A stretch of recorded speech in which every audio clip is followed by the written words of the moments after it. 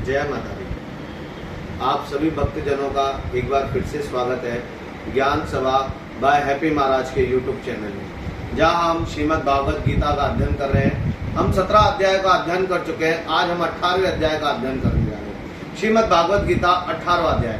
अर्जुन ने पूछा, हे मधुसूदन, संन्यास और त्याग के तत्व पृथक पृथक जानने की इच्छा करता हूँ। श्री भगवान ने कहा, कामना वाले कर्मों के त्याग को ज्ञानी लोग संन्यास मानते हैं और विवेकी पुरुष फल के त्याग को ही त्याग मानते हैं। यानी जो कर्मों के हिसाब से जो कामना करते हैं उसे त्याग करना, यानी हमने ये कर्म किया और ये कर्म का हमें फल मिलना चाहिए, उसे त्याग को वह त्याग कहते हैं।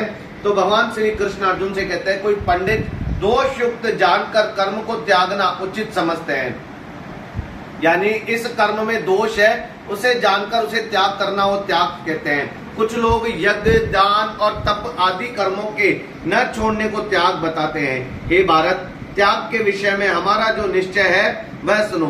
त्याग 3 प्रकार से होता है। यज्ञ, दान और तप आदि कर्म त्यागने नहीं चाहिए, वह अवश्य करने योग्य है, क्योंकि तीनों योगियों ने को पवित्र करता है। आप जब दान करते हो, तप करते हो, यज्ञ करते हो, तभी मनुष्य जीवन आपका सफल होता है, आपका पवित्र होता है। सब कर्म आसक्ति और फलों को त्याग कर करना चाहिए। कोई भी कर्म करते हो, भगवान श्री कृष्ण ने बार बार गीता में यही बोला है, कोई भी कर्म करते हो फल की इच्छा मत करो। कर्म किए जा और फल की इच्छा मत कर।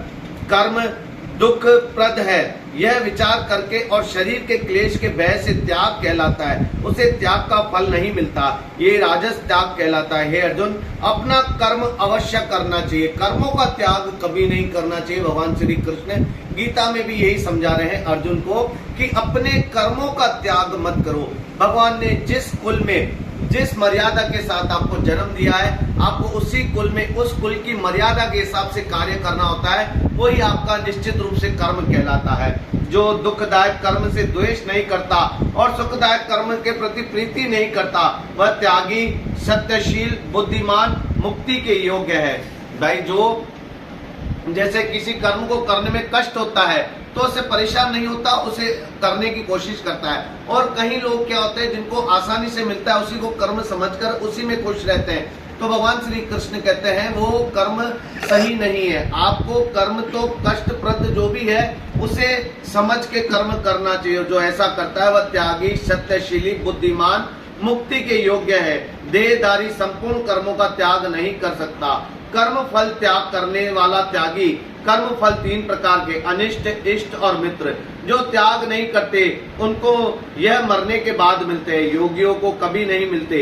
शरीर, वाणी और मन से भला बुरा जो काम आरंभ किया जाता है उसके 5 कारण होते हैं। ऐसा होने पर जो केवल आत्मा को ही करता जानता है वह दुर्मति कुछ नहीं जानता।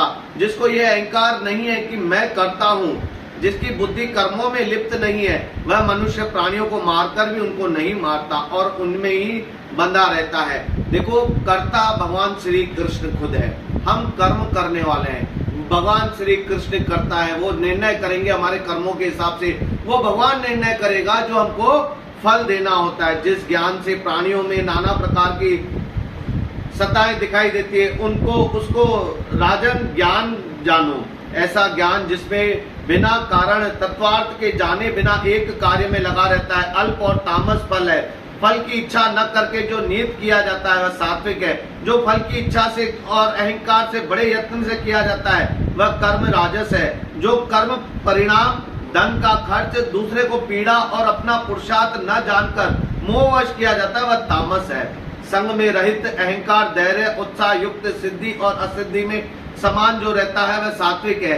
भगवान श्री कृष्ण ने गीता में बार बार यही समझाया है। जो सात्विक हैं, जो वनवासी है, वो किसी प्रकार की लालसा, लालच या कोई भी चीज की कामना करके कर्म नहीं करते, वो सात्विक कहलाता है। राजस किसी भी चीज की कामना करके किया गया कर्म राजस कहलाता है। और तामस की किसी से वैर भाव मन में रखकर किया गया कर्म तामस कहलाता है। भगवान श्री कृष्ण बार बार गीता में इन्हीं कर्मों का अर्जुन से उदाहरण दे रहे हैं, अर्जुन को समझा रहे हैं कि किसी भी व्यक्ति को अपना कर्म नहीं छोड़ना चाहिए, जैसा उसके कुल का कर्म है वही करना चाहिए। और अर्जुन को भगवान श्री कृष्ण गीता में भी ये ज्ञान दे रहे हैं कि आपका क्षत्रिय धर्म है, क्षत्रिय कुल है, आप राजा हैं और आप कर्मों से मुख नहीं मोड़ सकते।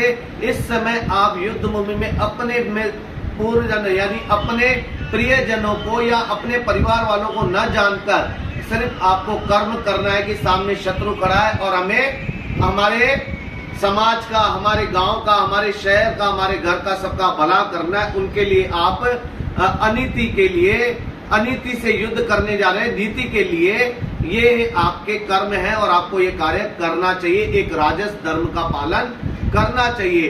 राजस धर्म क्या कहता है? जहां पाप होता है उसके विरुद्ध आपको शस्त्र उठा के सामने वाले की रक्षा करनी है, यानी जहां अनीति हो रही है आपको नीति का कार्य वहां पे करना है। बोल श्री कृष्ण कन्हैया लाल की।